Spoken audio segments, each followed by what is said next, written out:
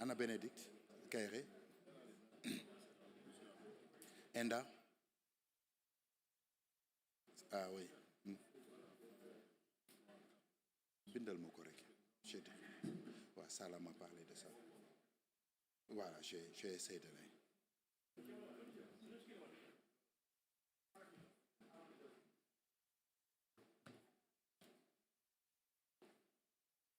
Merci, Swad.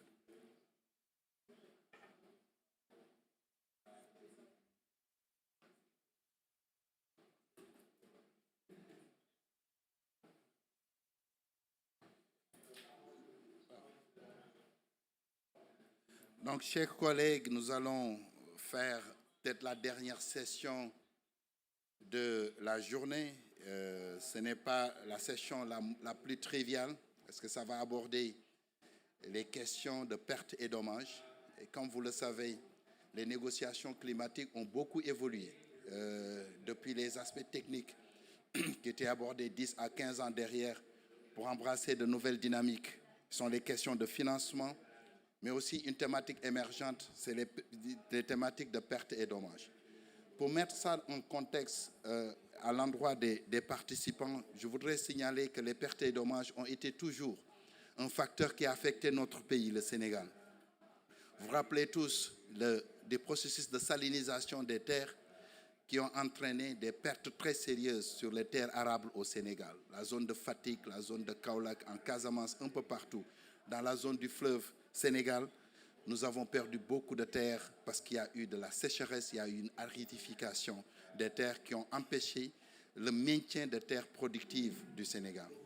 En termes de pertes et dommages, vous vous rappelez aussi de l'érosion côtière qui a commencé déjà en 1995, 96, 97 avec la flèche de Sangomar qui s'est coupée en deux et ça a beaucoup affecté les sites de Dionewar, les îles du Saloum, avec beaucoup d'impact sur la production de pêcherie, etc.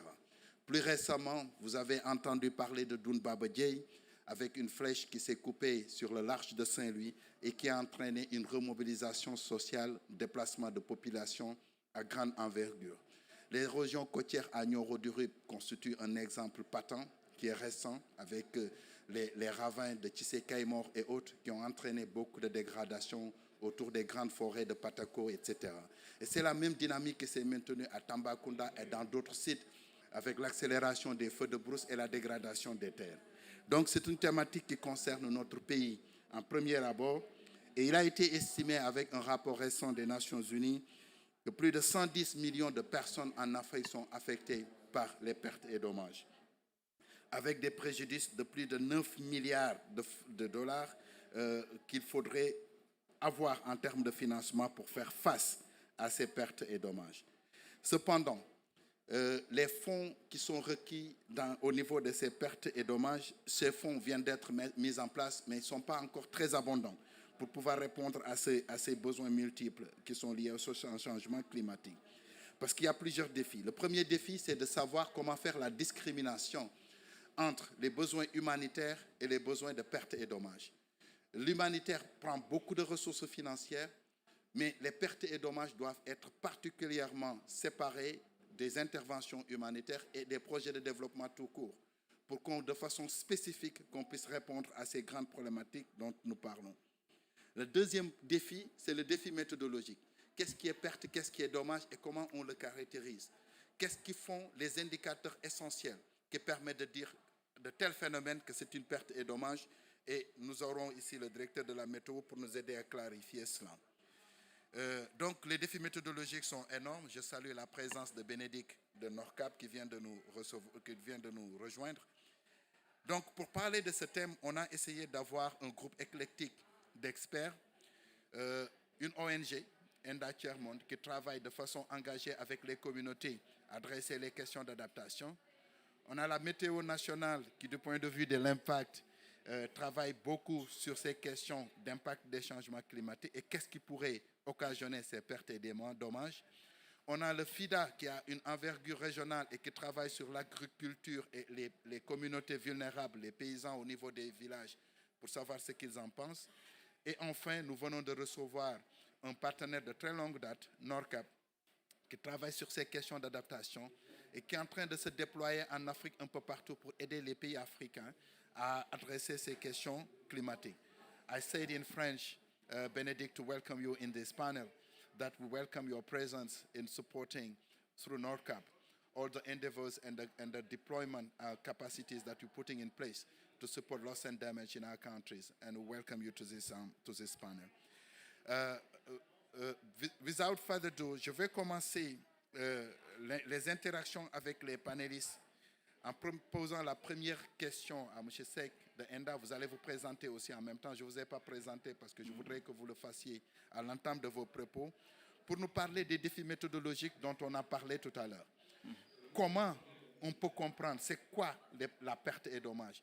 Comment on le comprend en termes simples? Quelles sont les implications pratiques et méthodologiques de la compréhension des pertes et dommages en prenant des exemples concrets pour que l'audience puisse comprendre c'est quoi? Vous avez la parole, présentez-vous et vous prenez la parole après. Merci beaucoup, directeur. Je m'appelle Omar Sissé, chargé de projet à ENDA Énergie.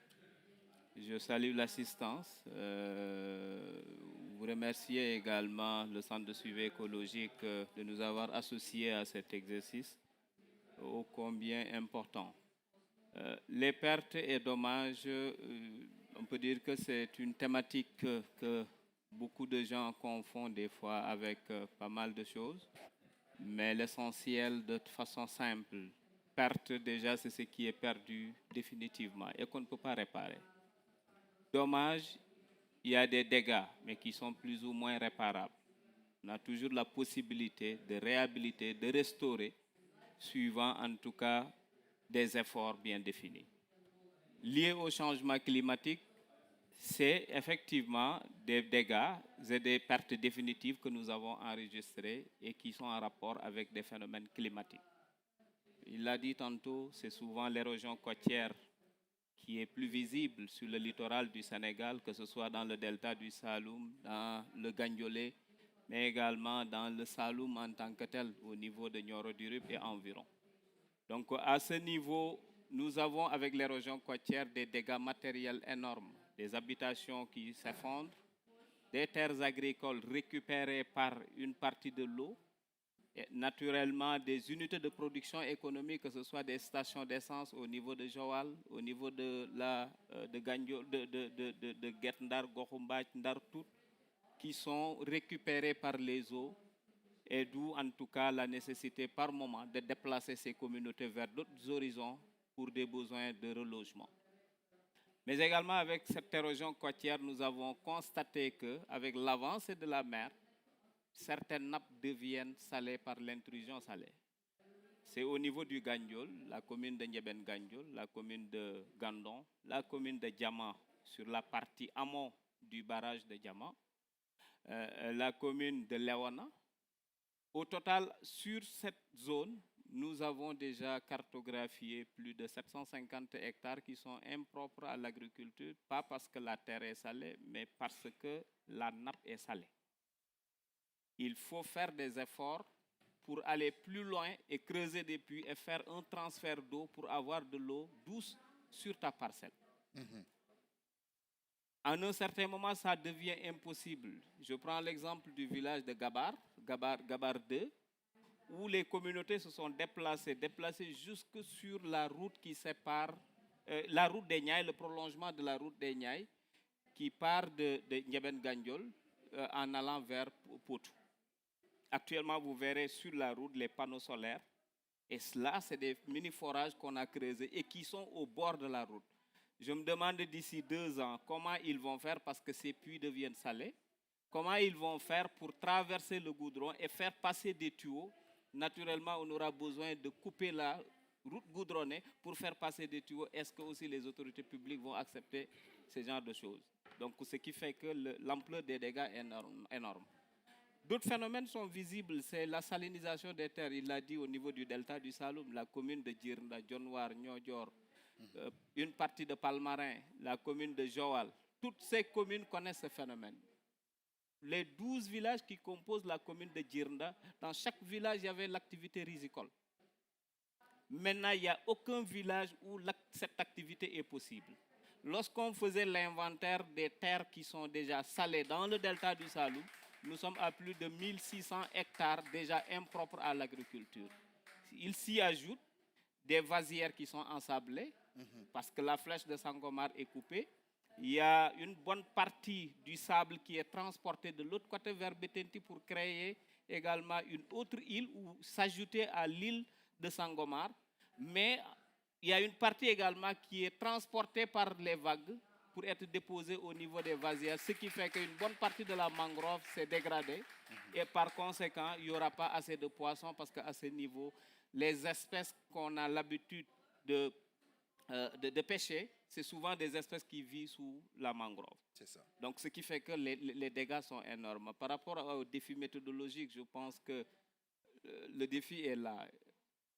Nous avons constaté sur le terrain que ne serait-ce pour les pertes non économiques, comment évaluer aujourd'hui un site sacré qui est déjà dans les eaux et qu'on doit transférer à un endroit X avec tout le processus ou les rituels que ça nécessite, même si l'argent est là, parce que pour le lébou, c'est en moyenne 700 000 francs pour déplacer un kham.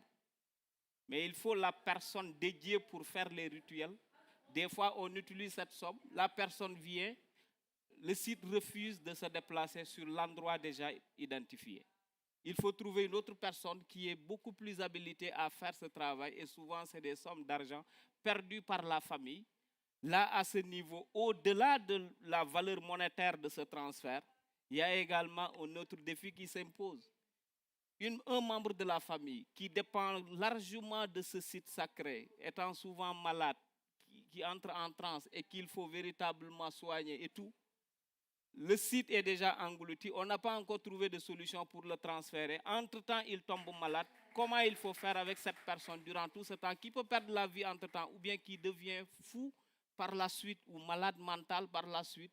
Donc, autant de choses méritent d'être interrogées et du point de vue méthodologique, comment évaluer tout cela reste un problème. Un jeune qui part en mer et qui rencontre une houle dangereuse et qui est mort, comment évaluer une perte en vie humaine? Une personne qui vit au bord de la côte, qu'on a déplacée, c'est les gens de Djougop. Les personnes âgées, pratiquement la majeure partie des personnes âgées commencent à connaître des pathologies qu'ils n'avaient pas l'habitude d'avoir parce qu'ils vivaient au bord de la mer. Et la petite histoire, pendant Covid, on interdisait les gens d'être souvent ensemble. Et au niveau de Guetndar Gohombaj, la moyenne dans une chambre, c'est 15 personnes. Ils ne portaient pas de masque, ce qu'ils ont dit. Et il y avait 0 cas déclaré au niveau de ces différents quartiers-là. Ces gens aujourd'hui qui ont l'habitude de vivre au bord de la mer, qu'on délocalise sur une distance de 10 km, qui aujourd'hui sont confrontés par la chaleur et effectivement par la pollution atmosphérique, les personnes âgées, une bonne partie commencent à être malades et par ricochet, ils vont en tout cas perdre la vie naturellement. C'est ça. Donc il y a autant de dégâts qu'on peut... Et du point de vue méthodologique, comment évaluer tout cela scientifiquement? Donc, ça pose problème. Peut-être je vais m'en arrêter là pour le moment. On va revenir sur vous. Super. Je pense que vous avez évoqué des points essentiels. La dimension économique de ces pertes, et la dimension écologique et environnementale de ces pertes, et la dimension immatérielle de ces pertes, la cosmogonie locale, les valeurs culturelles, les aspirations des communautés. Je pense que c'est des aspects extrêmement importants. Et ça nous permet de faire une connexion avec l'ANACIM, qui par essence est au cœur de la problématique climatique, pour nous dire en quoi le climat, à l'heure actuelle, parce qu'il a donné les fondations sur l'impact, mais il y a des causes et il y a des services que vous donnez. En vous suivant au quotidien à la télévision nationale, vous donnez des informations très utiles pour nous préparer à un certain nombre de faits, y compris les pertes et dommages. Donc, je voudrais que vous répondiez sur les 2 dimensions. Quels sont les aspects du climat qui peuvent expliquer ces pertes et dommages et comment l'ANACIM, en tant qu'institution nationale, nous permet de résoudre un certain nombre de problèmes par anticipation. Vous avez la parole, monsieur le directeur. Présentez-vous d'abord. Merci beaucoup, M. Mbao. Et je salue aussi mes collègues panélistes. Et vraiment, on est content de participer à ce panel. Pour revenir à vos questions, pour la première, je pense que si on regarde l'ensemble des causes des pertes et dommages, la majeure partie vient du climat. Vient du climat, et aujourd'hui, on est en train de vivre un phénomène qu'on appelle les changements climatiques. Et les changements climatiques ont 4 manifestations en général qui sont bien connues. Premier, bien sûr, c'est l'élévation de la température. C'est pour cela qu'on l'appelait réchauffement climatique. La deuxième, c'est l'avancée de la mer qui découle de cela. La troisième, c'est les phénomènes extrêmes, n'est-ce pas? Et quatrième, c'est l'acidification des océans. Maintenant, parmi ces phénomènes que j'ai cités, il y a un qui impacte beaucoup notre vie, c'est les phénomènes extrêmes.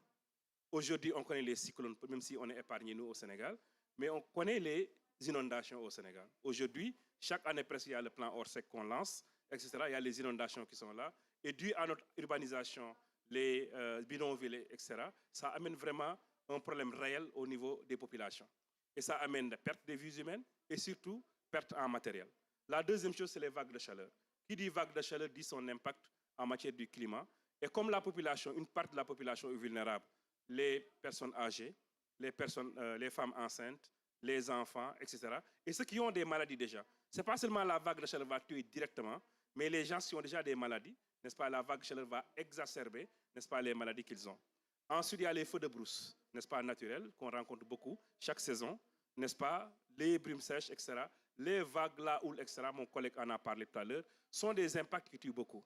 Aujourd'hui, si on regarde la mer, ce qui se passe, je donne cet exemple simplement des pêcheurs. Aujourd'hui, un des problèmes qu'ils ont, c'est vraiment l'état de la mer qui pose beaucoup de problèmes. Non seulement sur le plan économique, quand la mer est très agitée, ils ne peuvent pas trouver des ressources qu'il faut parce que les poissons ne sont pas au rendez-vous. Ensuite, eux, leur propre vie est menacée. On a vu là, il y a 2 ans, ce qui s'était passé, n'est-ce pas, sur ce phénomène-là de houle, n'est-ce pas, en mer au Sénégal. Aujourd'hui, nos paysans perdent leur culture, beaucoup à cause des intempéries. L'un des problèmes que les paysans ont, ce qu'on appelle les faux départs. Aujourd'hui, la saison est décalée, il pleut, la première pluie c'est 40 mm, et après les paysans sèment, ils dépensent beaucoup d'efforts en matière de main-d'œuvre, en matière d'engrais, en matière de semences certifiées, etc. Et il reste 20 jours en pause pluviométrique, ça ne pleut pas, tout est perdu, il faut tout recommencer. C'est un grand problème. Des fois, tout est au rendez-vous, et en certains moments, au milieu de la saison, là où la plante a besoin de l'eau, floraison par exemple, il y a une pause sèche, tout est perdu. Des fois, c'est à la fin de la saison. Des fois, ils ont l'arachide, ce qu'on a connu il y a de cela 2 ans. L'arachide est arrivé à maturation, mais à cause des pluies qui continuent, on ne peut pas, n'est-ce pas, cultiver l'arachide et il continue encore à avoir un ressemis. Donc tout ça, c'est des pertes et dommages très, très fortes qu'on connaît dans la population et aujourd'hui qui sont dus à ces phénomènes climatiques. Et comme je le disais tantôt, on est dans un climat, on est dans un changement climatique où ces phénomènes-là vont devenir de plus en plus intenses et de plus en plus fréquentes. C'est pour cela qu'il faudrait, pour répondre à la deuxième question, il faudrait anticiper. Aujourd'hui, on est très vulnérable. On est très vulnérable en Afrique. Aujourd'hui, on n'a pas les moyens pour faire face à ces phénomènes-là. Notre meilleure façon de faire, c'est d'anticiper. De savoir que le phénomène va venir et de pouvoir prendre nos prédispositions pour limiter un peu l'impact de ces phénomènes-là. Dans ce sens, un de nos mandats, la météo, c'est de pouvoir protéger les personnes et les biens par la prévision météorologique. Ce qu'on fait aujourd'hui, on a en collaboration avec de grands centres mondiaux. Aujourd'hui, la NOAA en est un, n'est-ce pas? Aujourd'hui, on est en train de voir les partenaires publics-privés avec Tomorrow, n'est-ce pas? Des privés qui ont lancé des satellites, etc. On essaie de prendre vraiment l'état de l'art en matière de technologie. Je parlais à son honorable député en Allemagne que j'avais assisté à une initiative qu'on appelle EVE, EVE. Aujourd'hui, qui se dit qu'il faut qu'on repense même la modélisation. Aujourd'hui, on est très avancé avec ce qu'on appelle l'intelligence artificielle. On est très avancé en matière de calculateurs. Est-ce qu'on pourra faire encore de meilleures prévisions? Donc, on essaie de prendre tout ce qui est meilleur et essayer de voir comment faire maintenant pour avertir les populations lambda. Et dans ce sens, on a développé ce qu'on appelle un système d'alerte précoce, en utilisant plusieurs choses. Une fois que la prévision est faite, on a plusieurs canaux. Un des canaux rituels, c'est la télé et les bulletins qu'on fait. On fait chaque jour des bulletins quotidiens. Un bulletin dédié à la pêche, parce qu'on connaît l'importance au niveau de la pêche, et un autre bulletin général pour que chacun puisse recevoir l'information climatique. Maintenant, quand il y a un phénomène extrême, maintenant on avertit, on fait ce qu'on appelle des alertes. Les alertes maintenant doivent arriver à des personnes, avec le bon canal, le bon message, n'est-ce pas, et arriver à temps. Donc on a ce challenge-là. Et comment on fait ce challenge? On essaie d'utiliser les moyens. Aujourd'hui, avec les moyens standards qu'on utilise, on est beaucoup plus présent sur les réseaux sociaux. On a un groupe qui travaille 24 heures sur 24. Et en plus, quand il y a un phénomène de grande envergure, le Magal, n'est-ce pas, les Gamou, etc., maintenant on fait des prévisions 4 heures sur 4 heures pour être sûr que les gens, les routes, tout ça, les gens ont les prévisions. En plus, on a développé un système de texte-message aujourd'hui. Je pense que beaucoup d'entre vous reçoivent ces messages de l'ANACIM.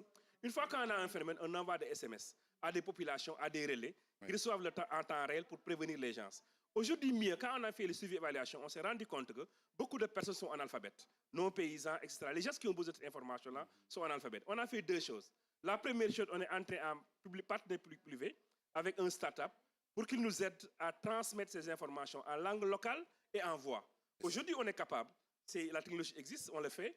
Quand il y a un phénomène extrême, on envoie un message vocal de quelques 30 secondes, moins d'une minute, n'est-ce pas? Quelqu'un décroche son téléphone, automatiquement le message commence à se dérouler pour te dire exactement ce qui arrive. Et ça te permet de sauver des vies, surtout en matière de forte pluie, de sauver des animaux, n'est-ce pas? Que les élèves puissent rentrer à temps, etc., etc. Et le message commence à dérouler, tu peux le réécouter. On peut savoir, nous, automatiquement, combien de personnes ont écouté, combien de personnes n'ont pas écouté, combien de téléphones ont été éteints, etc., pour repenser. Et aujourd'hui, on a un autre partenariat, je vais finir par ça, avec les radios communautaires. On sait que cette technologie-là est bon, mais d'autant plus, beaucoup de gens écoutent encore les radios communautaires. On a signé un partenariat avec URAC, Union des radios associatives et communautaires du Sénégal, où on les a formés à comprendre notre message.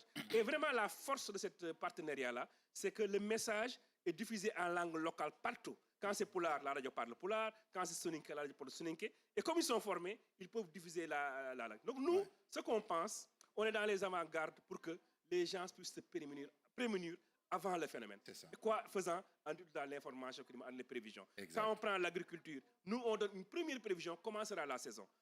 Les gens sont habitués à nos prévisions saisonnières. C'est-à-dire que la saison sera humide, très humide, normale ou sèche. Au moins, les gens ont une idée déjà, une première alerte. Après, on commence à donner des prévisions chaque 10 jours et jusqu'à la fin. Donc voilà, nous, notre approche qu'on a par rapport à ça. Bien. Merci beaucoup. Merci, directeur Ousmane. Je pense que la passion que vous avez pour ces sujets-là ne nous inquiète pas pour la profondeur des réflexions que vous partagez toujours avec nous. Mais il y a un aspect que M. Cissé a évoqué. Et je préfère que vous prépariez à répondre à cela parce que je vais continuer sur le panel. C'est les effets long terme. Parce que ce n'est pas toujours une vague de chaleur qui crée une perte et dommage. On a des terres qui se salinisent, c'est un processus insidieux, progressif.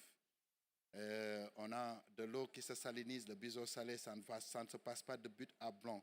C'est un processus qui se passe sur le long terme.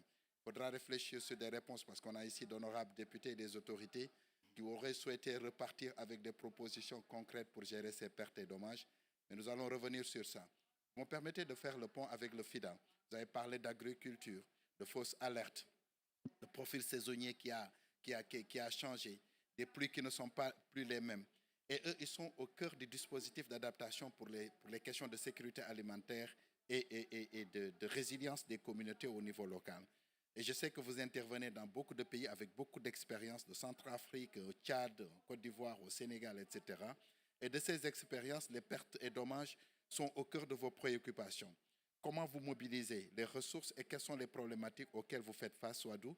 Because I will reserve the last piece for my English-speaking person, Benedict, so I will translate what you say to the community. So I'll finish with the francophone side and I'll come to the anglophone side later. Présentez-vous. Merci, cher. Je m'appelle Swadou Sakho Djimbira. Je suis spécialiste en environnement et climat au FIDA. Et je suis basée à Dakar, même si je couvre la région Afrique de l'Ouest et du Centre depuis quelques années. Donc, sur la question chère, je pense que peut-être c'est important de revenir un peu sur le business model du FIDA, comment on intervient dans les pays à travers des dons et des prêts, donc avec ce qu'on appelle les IFAD Baseline Projects. Donc, ces IFAD Baseline Projects, c'est de l'argent que l'on a pu mobiliser avec la reconstitution des fonds. Donc, il y a des cycles en fait de financement. Et cette reconstitution des fonds nous permet de pouvoir allouer des fonds au pays pour mettre en œuvre des projets. La plupart de ces projets, je dirais, mettent davantage l'accent sur l'adaptation au changement climatique. Peut-être un aspect qui est important, c'est lors de la formulation de ces projets-là. Sachant que durant la formulation, l'idée, c'est de partir des besoins du pays. Quelles sont les priorités au niveau national quand on parle d'adaptation au changement climatique, mais aussi quand on parle d'atténuation. Et à partir de ces besoins-là, comment on peut aider les populations les plus vulnérables à s'adapter, à mieux s'adapter au changement climatique. Un aspect important, c'est sur le ciblage déjà, lors de la formulation. Quelles sont les populations qui sont les plus impactés par le changement climatique. Donc, ciblage aussi bien au niveau géographique qu'au niveau également des communautés. Donc, ça, c'est un premier point. L'autre point, c'est éviter de formuler des projets qui soient juste formulés genre FIDA, c'est-à-dire c'est une formulation qui se fait de manière conjointe. Parler de manière conjointe, ça veut dire c'est le FIDA et le gouvernement du Sénégal. L'idée de projet, ce n'est pas une idée de projet FIDA, mais c'est une idée de projet gouvernement du Sénégal. Donc, c'est toujours une formulation conjointe. Mais le problème qui se pose généralement, c'est lors de la mise en œuvre, malheureusement. On formule des projets qui sont vraiment très beaux, très bien et tout, mais durant la mise en œuvre, on rencontre beaucoup de problèmes. Et un aspect qui est important, souvent qui revient quand on fait face à ce qu'on appelle des problem projects, on met toujours le point sur le renforcement des capacités. Les PMU, les unités de gestion de projet, n'ont pas les capacités, etc. Bon. Est-ce que c'est le problème? Bon, c'est peut-être une question à discuter, oui. Parce que je pense que les capacités existent au niveau national. Mais peut-être qu'il faudrait aussi voir un peu quels sont les mécanismes que l'on met en place par rapport à ces projets-là. Donc ça, c'est un point. L'autre point également, c'est par rapport à l'accès direct. Parce que le FIDA, en plus de mobiliser des ressources pour ces pays-là, on essaie aussi de mobiliser des fonds auprès du DCF, du Fonds d'adaptation, etc., pour aider les pays à renforcer leurs capacités. Cependant, le principal problème par rapport à ces ressources supplémentaires, je dirais, c'est sur le post-approval process. On a des projets qui sont approuvés et tout. Parfois, on peut perdre 1 an juste sur le post-approval process. Et je discutais avec Ousmane tout à l'heure sur un programme régional qui a été approuvé par le DCF depuis 2021. Mais à cause de procédures internes, etc., c'est très compliqué de pouvoir commencer la mise en œuvre effective de ces activités-là. Donc, c'est peut-être un point sur lequel on devrait réfléchir. Essayer d'éviter en fait que ces post-approval process ne se reproduisent quand on parle de loss and damage sur ces projets-là. Un autre aspect important également, c'est sur l'approche basée sur la demande. Ça, je pense que je l'ai déjà évoqué, c'est-à-dire des projets qui se basent sur les besoins des pays, donc approche qui soit plus basée sur la demande.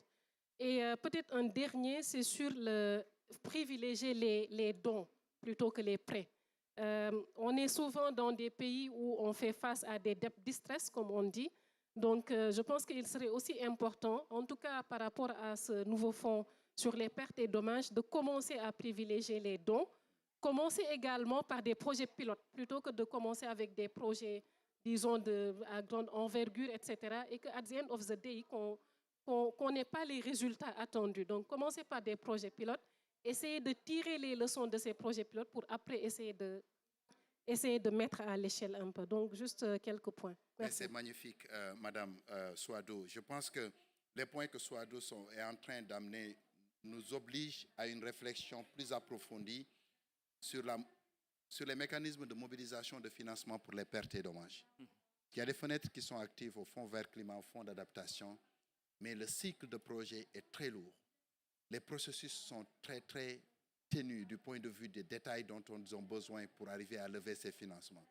Or, comme l'a dit Ousmane et Cissé, c'est des questions urgentes. Quand il y a inondation, il ne faut pas attendre 1 an, 2 ans pour monter un projet. Il faut que la négociation pour les projets se fasse très vite. Donc, il faut apprendre des leçons sur les procédures de mobilisation des financements sur d'autres instances pour raccourcir les délais et faire en sorte effectivement que les financements dont on parle sur les pertes et dommages soient beaucoup plus accessibles que les autres fenêtres de financement dont on a connu. Je m'attendais aussi à ce que vous nous parliez un peu des pertes et dommages après le cycle de production. Ousmane a dit, une chose c'est de savoir quelles sont les pertes avant, sécheresse, etc. On ne peut pas produire, on le sait, il y a inondation, il y a des problèmes. Mais après les inondations, après les récoltes, si les changements climatiques persistent, tout ce qu'on a comme système de production ou de système économique en place sont affectés, mais après coup. Et ça, il faudrait trouver des moyens d'y répondre. Je reviendrai sur vous pour vous poser cette question. And now, for those who speak English, you shift to the mindset of English speakers. We have Benedict, and I have the pleasure to have Benedict here because This session was co-organized between ANASIM, NORCAP, and Centre de Suivi Écologique. And she's the director of NORCAP based in Norway.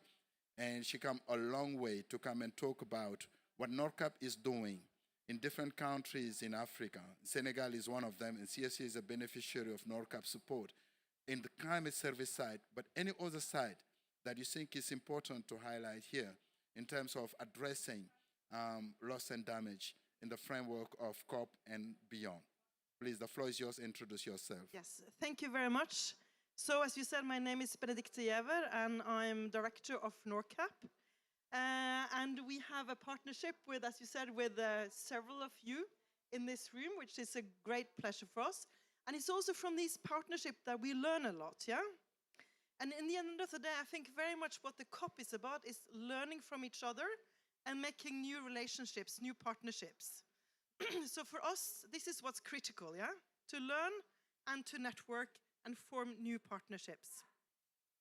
So having said that, you know, we started working within the climate sector for maybe 10 years ago. But we actually also did work before that, because before that we used to work on disaster risk reduction and food security. But you know, back then we didn't talk about the climate as such, you know, but we discussed what do we do within disaster risk reduction, what do we do within food security, what do we do within fisheries, what do we do within meteorology, etc. So the whole climate change adaptation, it's you know, it's new labels, it's new words. And so is also loss and damage. So it's still a very new concept. So I just want to remind you and us about that. And I think that's also a little bit where the problem will start. It's great now that in the COP, it's been a complete agreement in terms of setting up the loss and damage fund, yeah? So that's great news. But having said that, that's also when I think some of the key challenges, but also key opportunities are lying in front of us. So we know the needs are immense. The needs have been estimated to $400 billion. But the time is running so quickly, and so is also climate change. So within a year or two, it's going to have increased severely. So things need to be done very fast. I think what we all are wondering about, so how will it be executed on the ground? Exactly. And, you know, some of us are a little bit worried, and maybe also it's a good thing. It seems like the World Bank will be the custodian of this. So, of course, they have a big administration, a big bureaucracy, lots of experts, but there can also be quite slowly in terms of how they execute things, yeah? So that's a sort of a little bit of a worry we have. We have also experiences in terms of how the Green Climate Fund works, yeah? I think some of you here might be recipients of the funding. That is also a lot of bureaucracy, takes a lot of time, and it's very difficult to report upon. So all the requirements these big funds are coming with sometimes also makes it difficult for organizations and institutions to make use of these funds. And the loss and damage in the end should be reached by the people on the ground, yeah? So this is the key thing. So how fast can governments and institutions make sure that the money is actually reaching the people on the ground? Yep. So I think that's a thing that we really need to ask ourselves about, yeah? Exactly. So NORCAP, we are used to partnering with many organizations like the one next to me here and others. And very much is about to see, so what can we achieve together? And I think also when it comes to loss and damage, let's set up a pilot. It can be with Senegal, it can be with Niger, it can be with Kenya, it can be with whatever country, and see how can we fast track this in the best possible manner in order to avoid bureaucracy and inefficiency. So maybe I'll just leave it at that, and then I can come back to... Je vais faire une petite synthèse en français pour aider les collègues à comprendre. Je pense qu'au-delà du fait de magnifier un peu ce partenariat avec le Sénégal, elle a insisté sur 3 éléments qui me semblent être importants. On parle de 4 milliards de dollars pour les pertes et dommages. Et que c'est calibré par rapport à ce qu'on connaît du problème actuellement. Et dans 1 an, il y aura beaucoup plus de pertes, il y aura beaucoup plus de dommages parce qu'il y aura beaucoup plus d'impact climatique. Donc il faut faire vite, il ne faut pas dormir sur ses lauriers, ces 4 milliards, mais il faut les mobiliser rapidement et commencer à régler les problèmes qui sont en train de s'amplifier. Ça, c'est la première chose. La deuxième chose, c'est que si on donne cet argent à la Banque mondiale, avec toute la bureaucratie de la Banque mondiale, ça risque d'être très lent. Donc, on va attendre très longtemps avant d'avoir le premier projet bancable de pertes et dommages, et ce serait une mauvaise chose de ne pas pouvoir avoir accès directement à ces comptes parce que les procédures de la Banque mondiale sont très lentes et on sait de quoi il s'agit. Le troisième élément qui est important, c'est de s'assurer, quel que soit le niveau de négociation étatique et autres, que les communautés à la base puissent voir cet argent pour pouvoir régler, parce que c'est pour eux qu'on est en train de mobiliser ces financements. Et pour elles, au lieu d'attendre cet argent de la Banque mondiale, il faut mobiliser d'autres financements pour développer des pilotes. Et Mme Djimbira est revenue sur ça, rapidement faire des pilotes au Sénégal pour montrer que c'est possible de régler ces questions avec des financements qui existent, au lieu d'attendre des promesses qui risquent de prendre beaucoup de temps pour arriver. I try to do my best job possible to... Thank you. Now, I was tempted to ask other questions. J'étais tenté de prendre d'autres questions et de vous permettre de dire des mots. Mais comme on a des autorités ici, je reconnais beaucoup de mentors, hein, des gens qui ont été ici quand les pertes de dommages étaient là sans avoir le nom. Je pense à Mme Touré. Quand je vois des députés qui, au quotidien à l'Assemblée nationale, ils font croiser le fer avec nous, ministère de l'Environnement, pour nous évoquer des problèmes d'environnement. Moi, quand je suis en commission et qu'en plénière à l'Assemblée, je les entends parler, ils vivent ce problème-là au quotidien. Et donc, je voudrais donner la parole aux députés, aux autorités, le directeur de l'environnement ici dans la salle, pour poser des questions ou donner des commentaires avant qu'on fasse le wrap-up. J'ai laissé quelques questions en l'air sur des exemples, mais on pourra en revenir. Donc, député allemand, présentez-vous. Moi, je vous connais, mais les autres... Merci beaucoup. Vraiment, je suis très, très heureux de pouvoir assister à cette séance ici. Je suis Karamba Diaby, je suis député en Allemagne depuis 10 ans. Je suis aussi, entre autres, dans la commission pour la politique de l'énergie et le climat, mais aussi dans la commission pour les affaires étrangères et la coopération économique et le développement. Je suis originaire du Sénégal, comme certains le savent. Il y a 2 questions que j'ai. Premièrement, d'abord, pour dire félicitations, parce que j'ai visité beaucoup de pavillons. Le pavillon là est extraordinaire. Vraiment, la manière dont c'est fait, le débat, est très, très joli. Vraiment, félicitations. C'est pour vous. Ma question est mes 2 questions. La première question, Madame avait parlé de la combinaison de beaucoup de domaines qui travaillent ensemble. Je pense que ça, c'est très, très important dans le futur. Bon, donc, moi, je viens d'un village de la Casamance, de Marsassoum, où il y avait des mangroves à mon enfance. Ces mangroves, après 62 ans, je ne vois plus de mangroves là-bas. Tout a disparu. J'avais suivi à la télévision nationale, que je suis très souvent, des projets qui ont déjà existé pour le reboisement, que ce soit à Fadjout, à Joal, mais aussi en Casamance, mais qui ont échoué.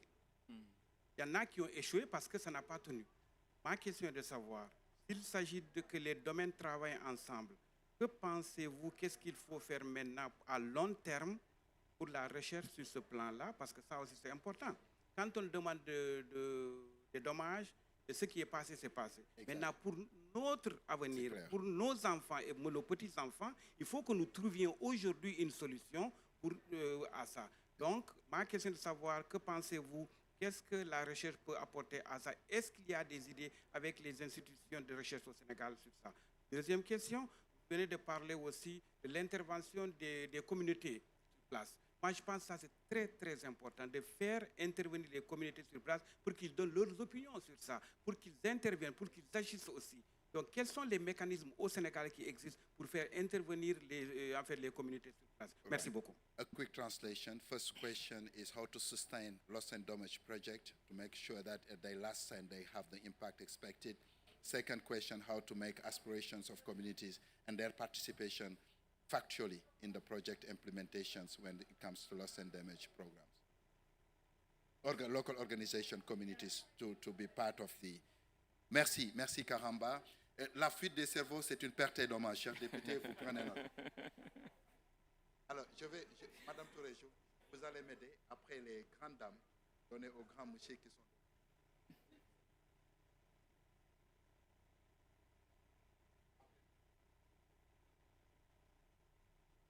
Merci beaucoup, Pierre. Je pense que d'organiser ce genre d'événements concernant la méthodologie d'approche relativement au gérer. Est-ce qu'on vous connaît, madame? Ah. Je suis Fatima Taïdia. Donc là, je suis présentement secrétaire permanent du Conseil patronal pour les énergies renouvelables. Dans une vie antécédente, j'ai été directrice de l'environnement au Sénégal, directrice de l'Institut de la francophonie pour le développement durable. En fait, l'idée concernant pertes et dommages, avec l'existence de ce fonds-là, moi, je fais des suggestions. Parce que ces fonds sont là, oui, ils sont là. Et comment y accéder et comment les utiliser? Je pense que moi, la suggestion que je ferais, Ousmane a parlé des inondations, par exemple. Je prends le cas du Sénégal, en fait, de nos collectivités territoriales, où généralement, les terres qui sont données pour l'habitat, c'est important parce qu'il y a un grand problème aujourd'hui dans nos villes où les espaces d'habitat ne sont pas du tout conformes, adaptés. Mais alors, la suggestion que je ferais, c'est comment utiliser ces fonds-là dans le cadre des ces fonds de pertes et dommages. C'est d'anticiper. Certainement, ça va être peut-être, d'autres vont l'appeler de l'adaptation, mais c'est de voir quel type de construction avoir dans ces zones qui s'inondent là, parce qu'on va aller crescendo, c'est sûr. On sait que scientifiquement, les zones humides sont habitées d'une façon ou d'une autre. Mais la proposition serait de voir des constructions adaptées et de l'aménagement adapté avec ces fonds qui vont arriver pour les pertes et dommages. Absolument. Donc, les intégrer déjà dans la conception de ces projets-là. Voilà. Qu'on ait des constructions, pourquoi pas, je ne sais pas, je parle comme ça, des constructions sur pilotis, ou des constructions en hauteur, ou des constructions dans des zones aménagées où l'eau pourrait passer. Parce que, on voit que chaque année, les gens ont les inondations, on essaie. Parce que moi, pomper les eaux là constitue vraiment un gâchis. Voilà, un gâchis. Donc, il faudrait, je pose la question aux spécialistes pour voir comment on pourrait vraiment intégrer ces questions-là dans les pertes et dommages. Ils ont déjà chaud parce que la réponse n'est pas forcément simple, mais c'est une bonne question de soulever. Honorable, vous avez la parole. Merci beaucoup, monsieur le directeur. Donc, je vous salue et c'est honorable Juliette Zenga. Donc, j'étais de la 13e législature et là, je salue aussi l'appui du Centre de suivi écologique qui a permis quand même aux parlementaires de bénéficier de renforcement de capacité sur les fonds verts climat et on est conventionné aussi par rapport au réseau des parlementaires sur la protection de l'environnement. Actuellement, je suis au Conseil des collectivités territoriales où je suis rapporteur de la commission logement, habitat, cadre de vie et promotion de l'équité territoriale. Donc, dans ce fait, c'est souvent des commentaires. Et surtout, sur ce qu'on a dit ce matin, vous aviez dit qu'effectivement, on avait raté l'atténuation. Maintenant, on est sur l'adaptation. Et je salue vraiment ce que vous venez de dire par rapport à ça. C'est l'interpellation première que je fais, c'est sur l'intercommunalité. Est-ce que vous avez réfléchi par rapport aux collectivités territoriales, comment elles peuvent travailler ensemble? Parce qu'on sait que ces pertes de dommages, individuellement, par rapport à chaque commune, ce serait difficile de l'accompagner. Mais par rapport à, vous savez, on parle aujourd'hui d'agropole et autres, essayez de voir quelles sont les communes qui peuvent ensemble travailler pour pouvoir avoir plus d'arguments par rapport à ces fonds, parce qu'on sait que la difficulté, c'est l'accessibilité. On parle de vulnérabilité.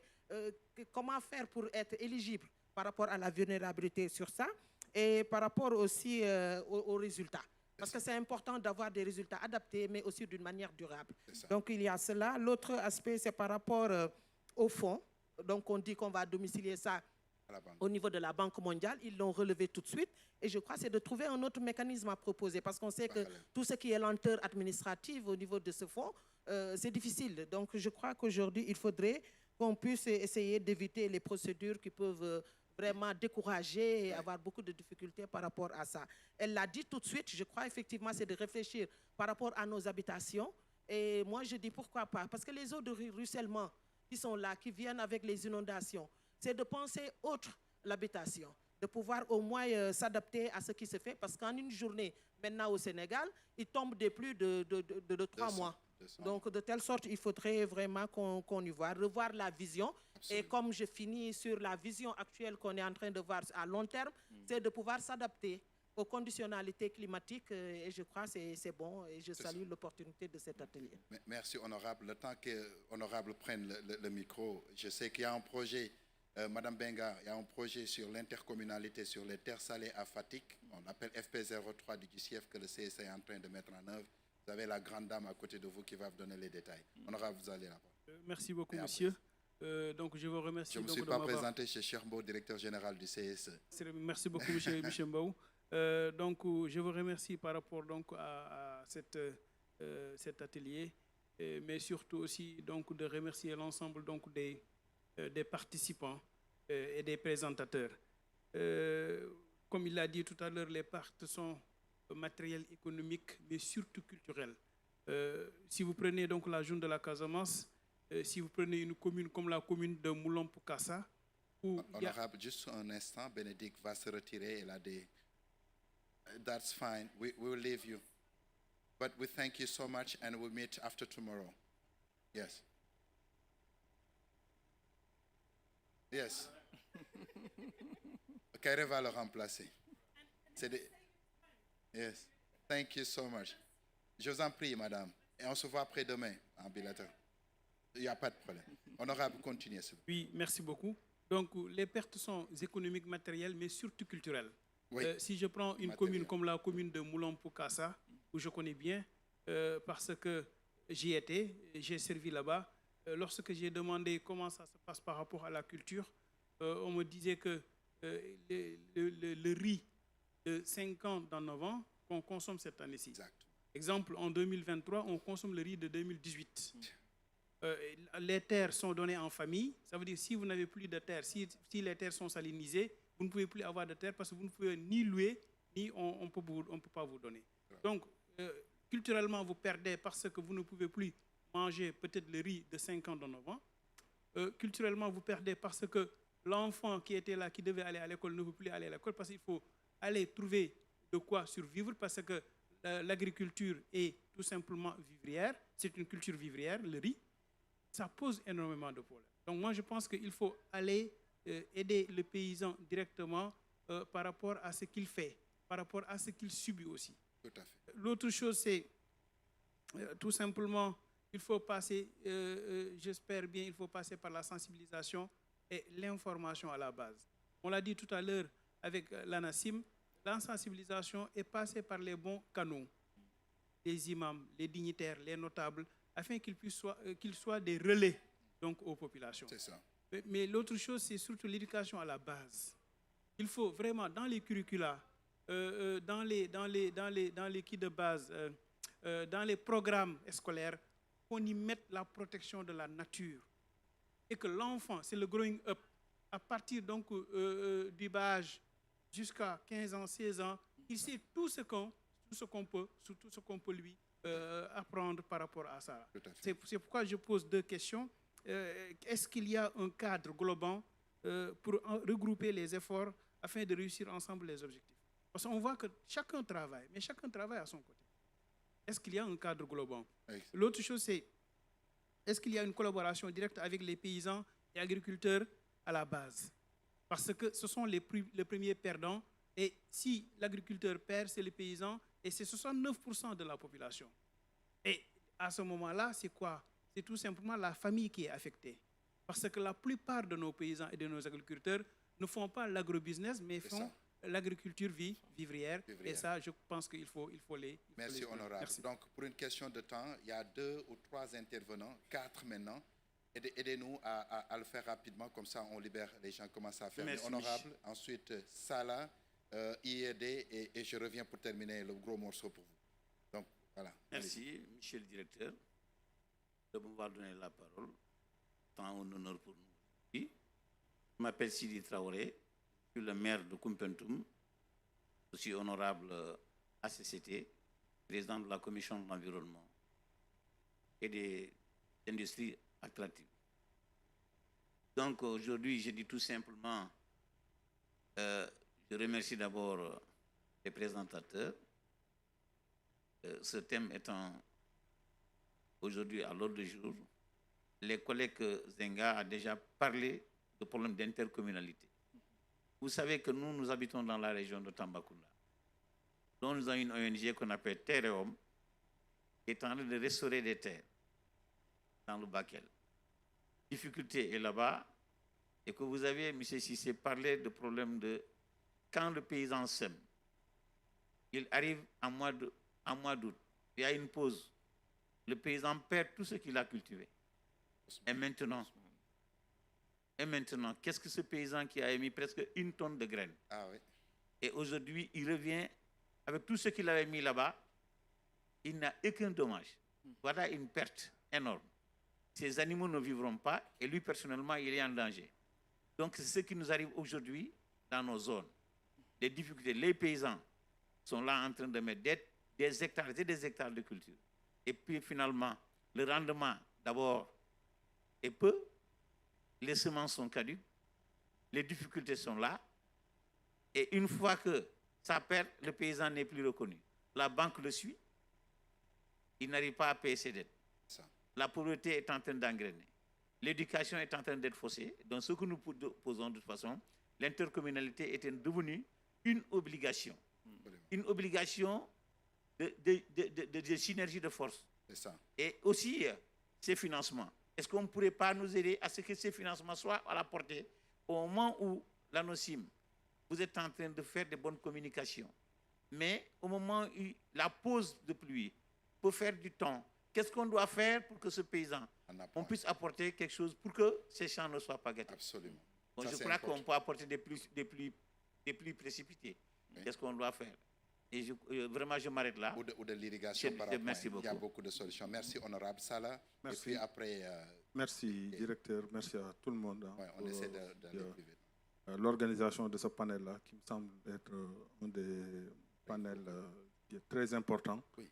Parce que depuis le début, quand même, on parle beaucoup des communautés à la base. Moi, je suis le président de la commission environnement au niveau de la commune de Saint-Louis. Et quand on parle de communauté à la base, c'est vraiment les populations qui subissent directement ce qu'on appelle la notion de perte et dommage.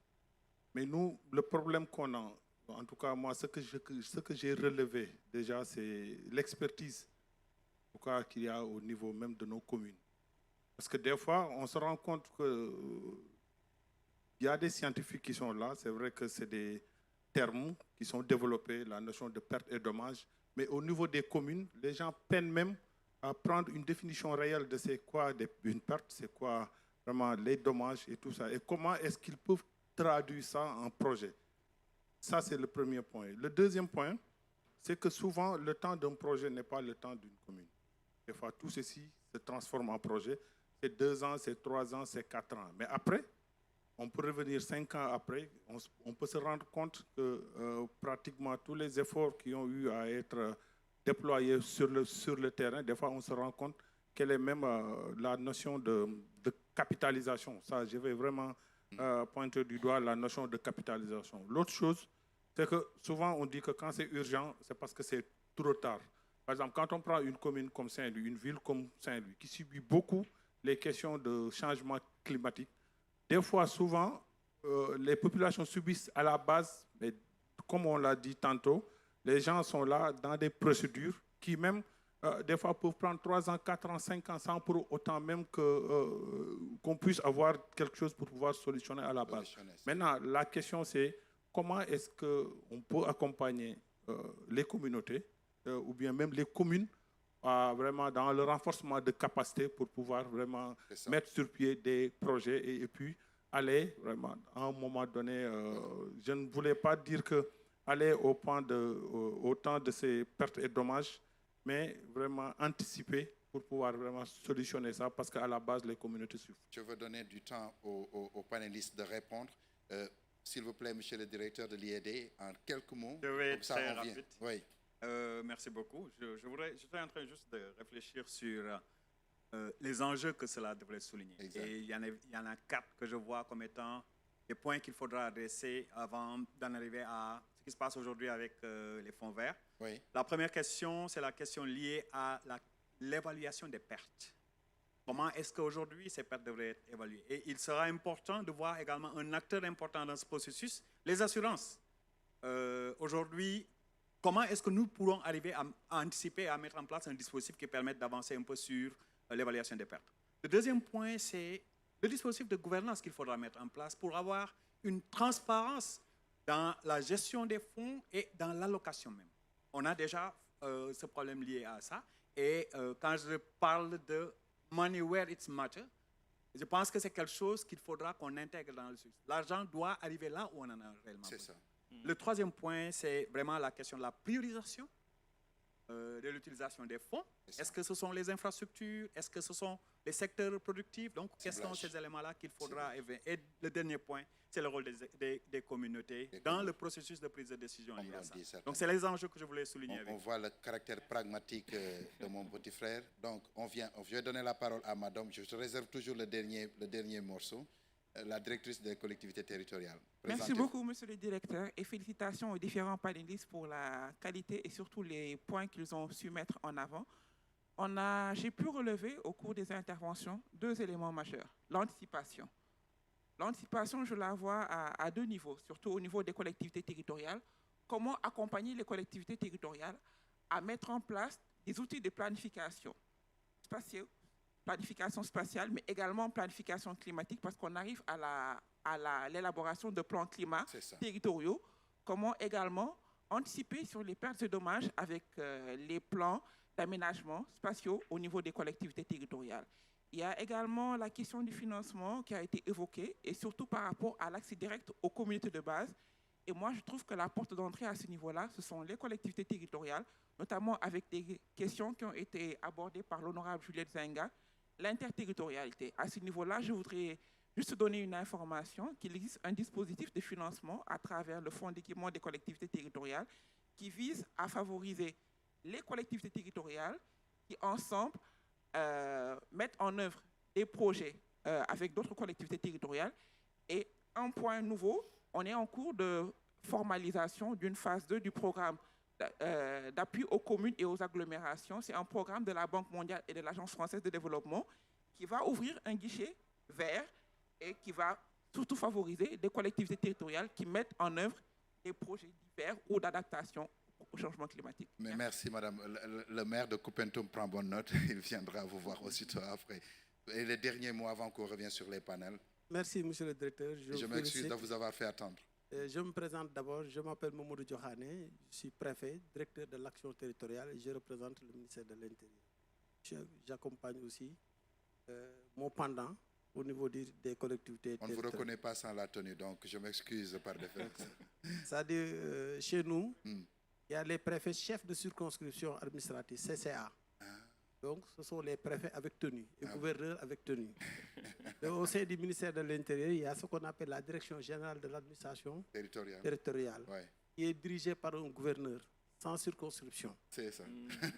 Et qui est accompagné maintenant par 4 préfets, qui sont des préfets, directeurs, sans tenue. Donc, moi, je m'occupe maintenant. On a un préfet, directeur des libertés publiques, qui s'occupe des syndicats, partis politiques, associations. Un préfet, directeur du partenariat et des ONG, qui s'occupe du partenariat et des ONG.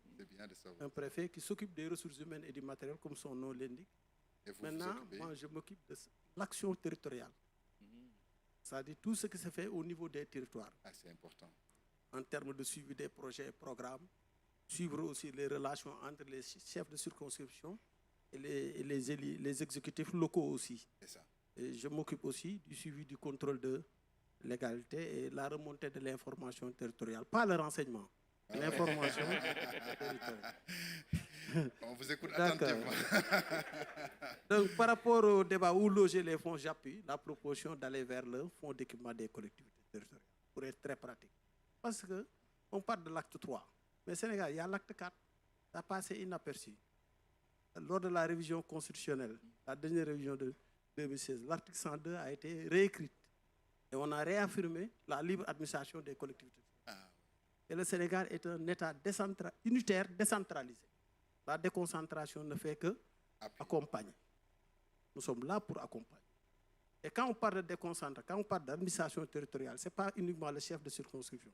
C'est le chef de circonscription administrative et tous les services techniques déconcentrés, y compris maintenant les acteurs territoriaux non étatiques, ONG, OCB, ainsi de suite. Et que pour moi, pour ces questions-là, le problème fondamental, c'est que les sectoriels pensent que c'est à eux de régler les problèmes. Mais les problèmes ne peuvent être réglés que par les acteurs territoriaux, si on travaille ensemble. Vous devrez être les techniciens.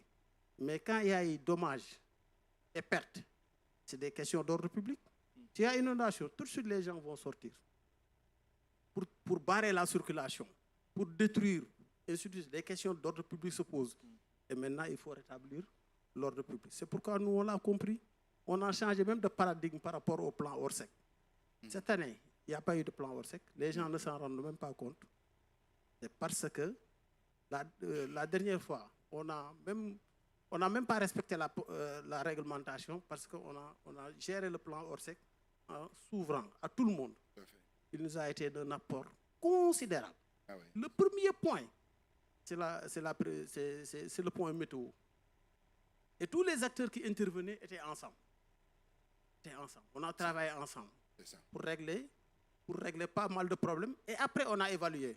Maintenant, ce que je constate, et c'est peut-être, je prends bonne note, je vais rendre compte aux autorités, peut-être, à chaque fois, l'État évalue les pertes au niveau de tous les secteurs. Moi, je passe tout mon quotidien à évaluer et à rendre compte sur tout ce qui se passe. Aujourd'hui, s'il y a catastrophe quelque part, il faut que l'information arrive au sommet de l'État pour que l'on puisse aussi interpeller le ministère sectoriel pour que les dispositions soient prises. Mais ce que je voudrais dire, et là où je voudrais terminer, luttons ensemble. Exact. Merci, Monsieur le Préfet. Donc, c'est une très bonne transition pour revenir au panel. On va commencer par Cissé. Donc, oui, bien. Bon, on commence par Cissé. Il a un micro, ok. D'accord, donc allez-y. Cissé, allez-y. D'accord. Merci j'avais beaucoup. pas vu, là, Merci beaucoup, directeur. Et merci aussi aux intervenants. Je pense que moi, il y a trois questions, en tout cas, qui me paraissent extrêmement importantes. Essaiera de ramasser un peu. C'est ça. Donc, la première préoccupation, c'est celle de l'honorable par rapport aux initiatives de reboisement de mangroves qui ont échoué en Casamance. Moi, j'ai fait mes premiers pas dans le département de Bignona, notamment Moulombe, Kartiak, Djanki et autres. Donc, le plus souvent, c'est lié au fait qu'on reboise dans des zones qui ne sont pas assez adaptées des fois. Parce que quand il y a ensablement, la mangrove a besoin au moins de 90% de boue pour au moins être dans son milieu naturel. Si on est à 50%, on reboise, ça va germer, mais ça ne dépasse pas pratiquement les genoux. Si on est à moins de 50%, ça germe, mais ça ne développe pas. Ça, on l'a constaté parce que j'ai fait 3 ans au Océanium dans le cadre d'un programme de reboisement de mangrove sur un peu ces trucs de crédit carbone. Mais j'avoue qu'on a perdu énormément d'argent à cause de ça parce que les gens ont reboisé dans des sites où au moins on n'aura pas la possibilité d'avoir des succès par rapport à ce qui est fait. L'autre élément, c'est ce que Madame a dit tout à l'heure. Les gens habitent dans des zones jadis occupées par les eaux. Il y a un déficit pluviométrique. Les gens ont loti et habité. Est-ce que pour ce cas de figure, on doit, avec le retour normal de la pluviométrie, au moins penser à accompagner cette personne qui habite dans une zone en temps normal qui ne devait pas être occupée? Ça, est-ce que c'est lié au phénomène climatique? Il y avait une situation exceptionnelle de déficit, mais nous sommes à une situation normale maintenant. Et la place de l'homme occupe la place de l'eau. L'eau revient pour occuper sa place. Est-ce qu'en ce moment, on doit partir de pertes et dommages liés au changement climatique et que la personne doit être indemnisée? Ça, je pense que ça mérite réflexion parce qu'il y a beaucoup de cas de figure comme ça au niveau du Sénégal. L'autre élément qui semble être extrêmement difficile, pour revendiquer la propriété d'un bien immobilier, il faut ne serait-ce qu'avoir le titre de propriété. La majeure partie des habitations en milieu rural, il n'y a pas de papier. Ça aussi, c'est une question sur laquelle il faut qu'on y anticipe pour au moins demain penser pouvoir, parce que naturellement, au niveau du fonds, il y aura des critères. Et si ces critères ne sont pas au rendez-vous, on peut monter un bon dossier, mais il y aura absence de preuves matérielles pour pouvoir véritablement être accompagné. C'est ça. Merci Cissé, merci de nous aider. Madame Bénédicte, vous allez attendre un peu, parce que vous êtes la dernière, parce que vous parlez l'anglais et moi je dois traduire. Ousmane, toutes les pertes ne sont pas climatiques. Et qu'est-ce qu'on fait de cela? Et j'avais une question que je t'avais posée avant. Si vous pouvez ramasser en prenant des questions qui viennent de l'audience, et on va finir après. Merci beaucoup. Je vais rassembler tout ça en disant seulement deux choses. La première chose, c'est que dans nos planifications, dans nos plans et programmes, on doit intégrer l'information climatique. C'est ça le fond du problème. Et pour cela, il faut qu'on forme au plus haut niveau tous les décideurs, en compagnie les collectivités locales. D'abord, en les expliquant qu'est-ce qui se passe. Les gens doivent comprendre le changement climatique. Et je pense que c'est ça le fond du problème. Les gens ne comprennent pas ce qui se passe. Est-ce que ce qui leur passe, ce qui se passe, c'est fortuit? Ce qui se passe, n'est-ce pas, c'est exceptionnel, etc., etc. Donc il faut que les gens se comprennent d'abord. Et quand ils planifient, on intègre l'information qu'on met dans la planification. Il doit y avoir des gens qui disent que oui. Regarde au Sénégal, on a vécu ça plusieurs fois. Dans l'agriculture, les gens disent qu'il nous faut des semences certifiées, il nous faut de l'engrais. Qu'en est-il du climat? Est-ce que le climat est au rendez-vous? Quand on a tout ça, etc. La pêche, la même chose. Les gens sont parlés des gilets. Il nous faut des gilets pour sauver. L'aléa est là. Comprenons l'aléa, comprenons les problèmes. Les gens disent non, si on a des gilets, etc., et des bateaux, etc. Donc le problème qui se pose, c'est un problème de compréhension et de planification d'abord qu'il faudrait intégrer. Moi, je pense que c'est important. La deuxième chose, la question qu'on m'a posée, c'est que maintenant, les dommages qui sont dus à une manifestation climatique qui sont lentes. Aujourd'hui, on parle du changement climatique.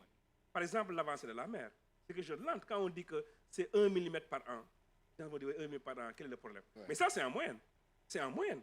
Et ça continue à avancer. Il y a les 4 signaux que j'ai dit, c'est des 4 signaux qui sont sûrs et certains. Moi, quand on parle de digues et d'autres, j'ai dit que les gens ne comprennent pas ce qui se passe en fait.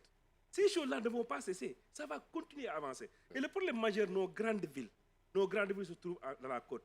Saint-Louis, Mbour, Dakar, Cap Skirring, etc. Qu'est-ce qu'il faudrait faire? Et l'impact qu'il y a sur le tourisme, etc. Les bâtiments, il faut trouver des moyens de grandir. Donc, moi, je pense que dans le long terme, il faut qu'on comprenne qu'il y a des choses de long terme qui vont arriver. La salinisation, continuer. Il n'y a pas de problème. Et on ne peut pas faire avec. Ce qu'il faudrait, c'est essayer de s'adapter, mais une adaptation vraiment, pas d'une maladaptation, une adaptation vraiment durable. Et des fois, tu entends dans des projets qui sont vraiment des projets qu'on dit innovants, etc. L'autre jour, j'étais une fois dans un projet, quand j'ai intervenu, on m'a dit simplement de me taire.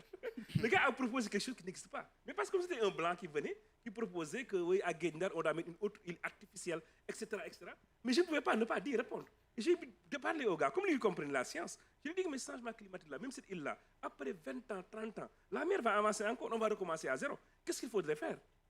Après, il commence à dire, oui, c'est un projet qui change d'idée, quoi. Le projet a été adapté par l'État, on a discuté à l'État, on était en temps très avancé, etc., etc. Je dis, bon, d'accord, pas de problème.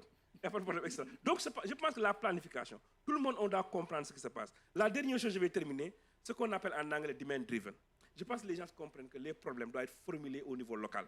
Maintenant, le problème qui se pose, nous, on pense en haut et on essaye de voir quels sont les partenaires avec qui on doit aller. Et j'étais content, je vais vous donner ce dernier exemple. Quand j'étais en Colombie, j'ai vu le séminaire d'Isra qui était là-bas et j'étais parti visiter. Et ça marchait tellement bien. J'ai dit aux ingénieurs, comment vous faites pour travailler sur des problèmes locaux, comme des attaques de moustiques, des choses qui sont vraiment locales. Le gars me dit, on est payé par les paysans. J'ai dit, ah bon, l'Institut n'est pas payé par l'État? Il me dit, non, non, non. Il m'explique l'histoire. Les paysans se sont rendus compte que ça ne marchait pas la récolte. Les choses ne marchaient pas. Ils se sont dit, pourquoi ne pas trouver des gens qui peuvent nous aider? Et on prend un pourcentage sur nos ventes et pour payer. Et c'est comme ça qu'ils ont commencé. Ils ont créé un institut de recherche agronomique payé par les paysans et géré par les paysans. Et qui ne travaille que sur des problèmes de paysans. Les problèmes de publication, les problèmes là, c'est d'autres choses. Nous, ce qu'on demande de faire, non, c'est bon. c'est bon, mais il faut être concret. Il faut savoir quel pays on a et quels sont les enjeux. Merci Ousmane. Merci, je suis obligé de raccourcir un peu. Soit d'où la question sur les pertes, parce que toutes les pertes ne sont pas climatiques et il y a des pertes après système de production. Et le FIDA, je sais que vous êtes en amont et en aval. Qu'est-ce que vous pouvez apporter comme contribution? Oui, merci cher. Peut-être avant de revenir sur cette question, juste pour ramasser un peu par rapport à ce que disait Ousmane sur le demand-driven. Yes. Je lierai ce point de demand-driven avec la question de l'intercommunalité, mais surtout la question du ciblage. Parce qu'une chose, c'est de dire on cible telle région, mais est-ce que c'est toujours pertinent de penser région? Est-ce qu'on ne devrait pas essayer de mettre en avant l'intercommunalité, sachant que bon, c'est à peu près les mêmes, les mêmes problématiques qui se posent, etc. Donc ça, c'est un point. L'autre aspect, c'est sur la planification, anticiper en planifiant.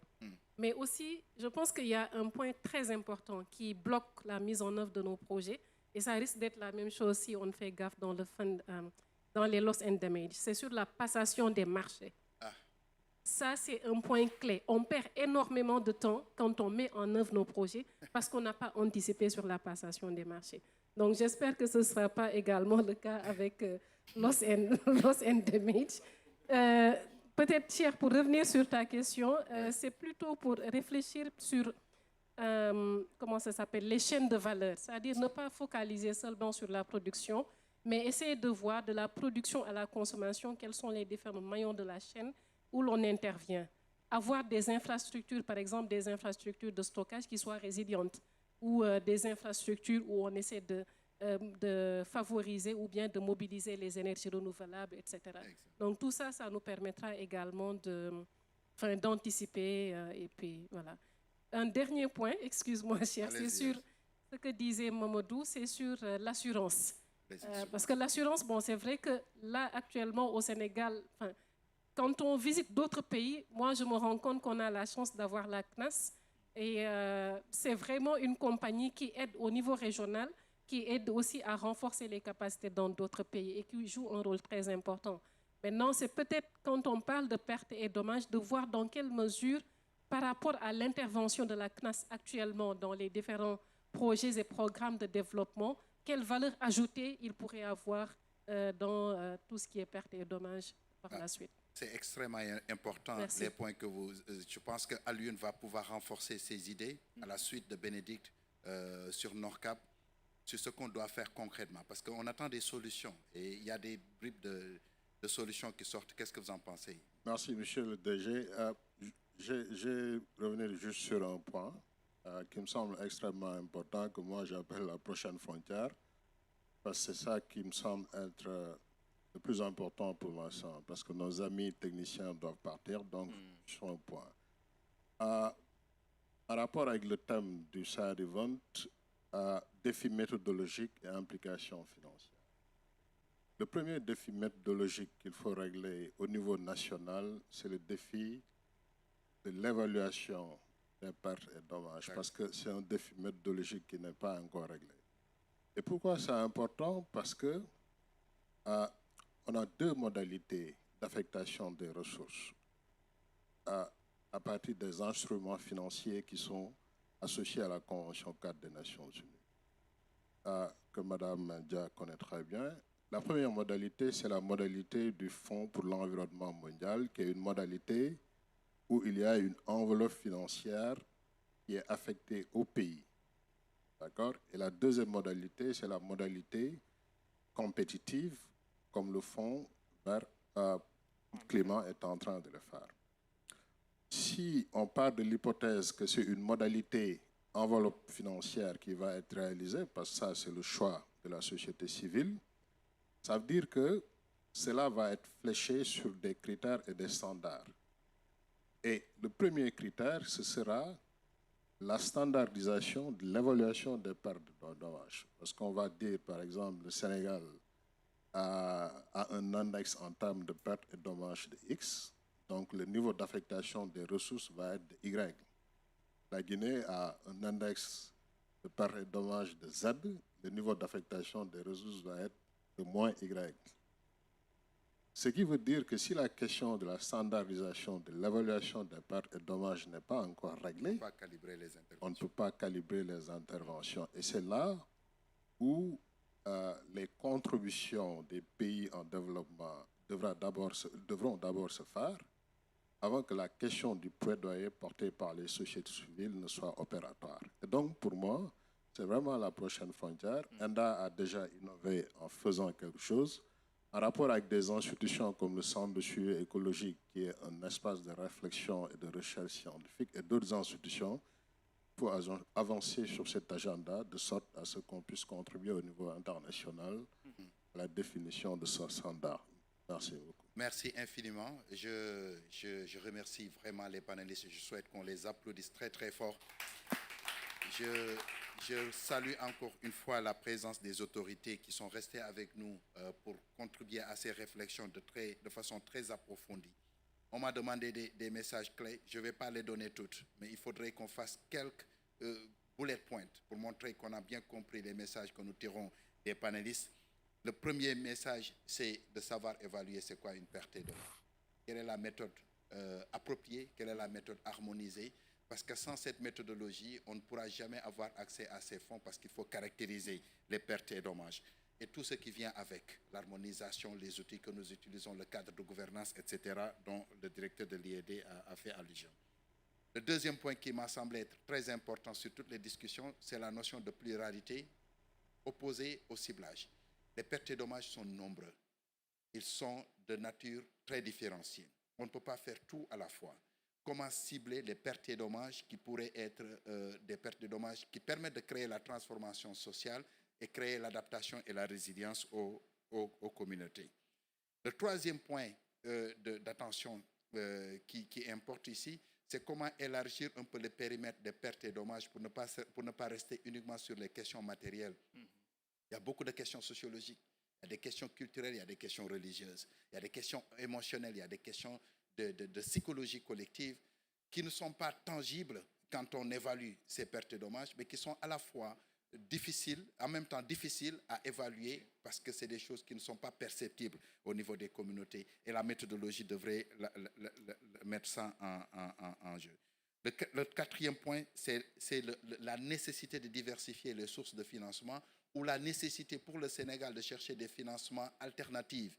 Parce que les finances des pertes et dommages, même si c'est beaucoup d'argent, les mécanismes pour aller y accéder vont constituer un problème du point de vue de la bureaucratie qui sont liés à ces banques, particulièrement la Banque de développement.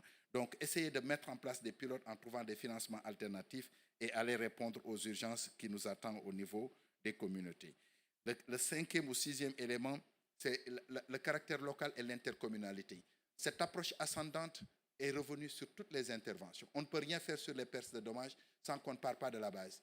Même si les réflexions intellectuelles, scientifiques peuvent se passer à un certain niveau pour harmoniser la compréhension des choses, l'implication de pratique de tout ce que nous faisons ne peut se faire qu'avec les collectivités locales. Et sans ces collectivités locales, il ne faut pas parler de pertes et dommages, il faut parler d'autres choses parce que c'est à ce niveau-là que les enjeux se tiennent.